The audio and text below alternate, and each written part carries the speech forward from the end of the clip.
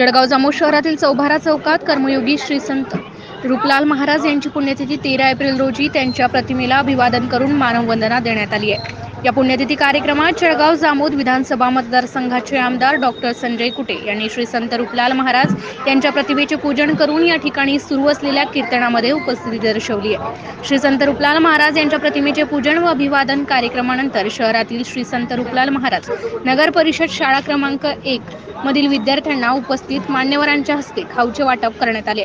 या कार्यक्रमासाठी भाजपा शहर अध्यक्ष कैलास पाटील, जळगाव जामोद नगर परिषदेच्या माजी नगराध्यक्ष सीमाताई डोबे, कैलास डोबे, सखाराम ताडे, राजू हिस्सल, रमेश कोथळकार, पांडुरंग मिसाळ, अजय वंडाळे, उमेश येऊ, संतोष डोबे, पंकज कट, विठ्ठल गावंडे यांच्यासह अनेक मान्यवर प्रामुख्याने उपस्थित होते।